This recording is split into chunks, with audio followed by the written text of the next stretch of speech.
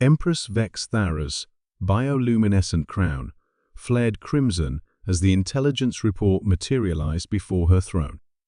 Her 12-foot frame, encased in living armor that pulsed with her elevated heart rate, trembled with barely contained fury.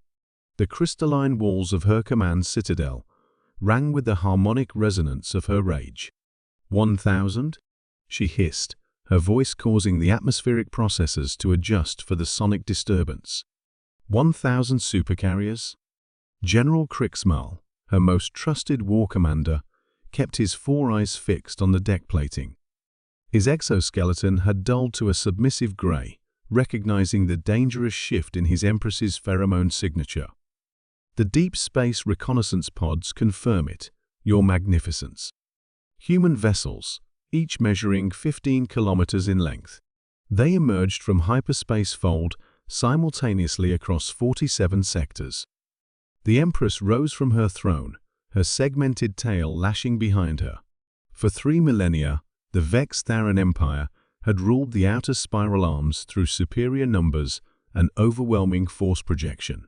Her grandfather had conquered the Zephyrian Confederacy with a fleet of 200 dreadnoughts. Her father had broken the Silicon hegemony with 400 battle cruisers. She herself commanded the largest armada in galactic history, 612 capital ships of the line. And now these upstart mammals were fielding 1,000 supercarriers, as if they were patrol boats. "Show me the tactical breakdown," she commanded, her bioluminescent patches cycling through spectrums of anger and disbelief. The holographic display shifted, revealing ship classifications that made her respiratory chambers constrict. Each human supercarrier was a mobile fortress, bristling with directed energy weapons, kinetic bombardment systems, and fighter bays that could deploy entire wings of combat craft. But it wasn't just the raw firepower that disturbed her, it was the implications. "How?" she whispered, more to herself than to her assembled staff. "How does a species that achieved faster than light travel barely 2 centuries ago suddenly field a fleet that dwarfs our entire military capacity?" Admiral Nithros, her chief tactical analyst, activated a secondary display. Intelligence suggests they've implemented what they call automated manufacturing paradigms, Your Magnificence. Their production facilities appear to be entirely self-replicating. While we've been building ships, one at a time using traditional methods, they've been exponentially scaling their industrial base.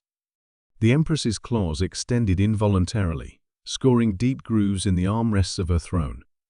The Vex Tharan Empire prided itself on craftsmanship. Each vessel was a work of art, hand-forged by master shipwrights over decades. The thought that humans were mass-producing supercarriers, like consumer goods, was both infuriating and terrifying. "What is their formation pattern?" she demanded. "That's concerning Your Magnificence." General Kriegsmal's chromatic display shifted to anxious yellow. "They're not maintaining standard fleet formations. Each supercarrier appears to be operating independently, but our analysis suggests they're coordinating through quantum entanglement networks. Instantaneous communication across any distance." The implications hit her like a plasma bolt to the thorax. Independent operation meant no single point of failure. No command structure to decapitate. Each of those 1,000 ships was essentially its own fleet, capable of autonomous strategic decision-making while maintaining perfect coordination with the whole. "Deployment vectors?" she asked, though she was beginning to suspect the answer would be even worse news. "Everywhere." Admiral Nithros's voice carried the weight of defeat before battle had even begun. "They've positioned assets to threaten every major shipping lane, military installation, and population center in known space. Not aggressively, they maintain non-threatening distances. But the message is clear. Empress Vex Thara understood. The humans weren't declaring war. They were demonstrating capability, showing the galaxy that the old order where the Vextharan Empire's 600 ships could dominate through superior numbers was obsolete. Analysis of their probable objectives, she asked, her bioluminescence dimming to deep purple as resignation began to set in. Unknown, Your Magnificence. But preliminary communication intercepts suggest there.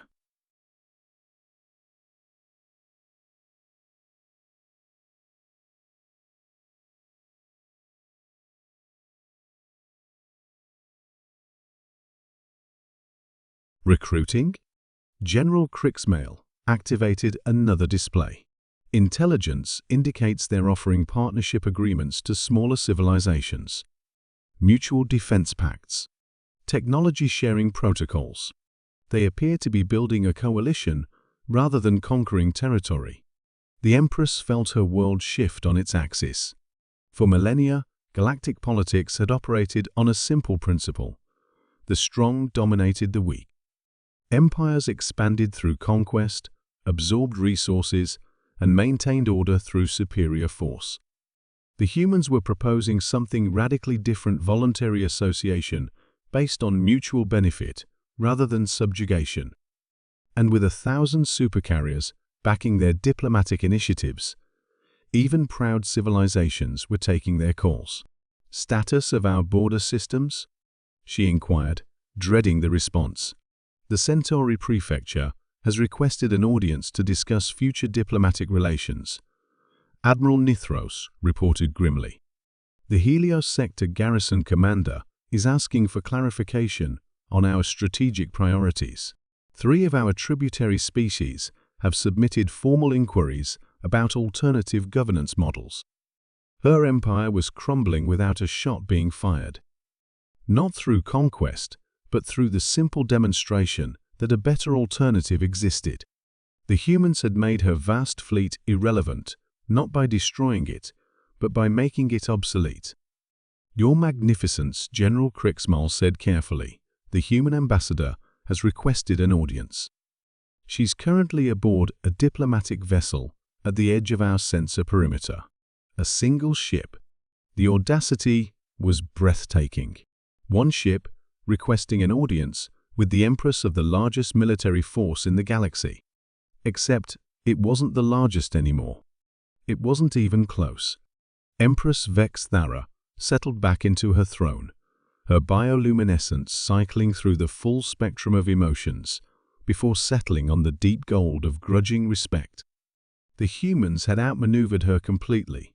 They'd industrialized warfare beyond her ability to compete, then offered an alternative to conflict that made competition unnecessary.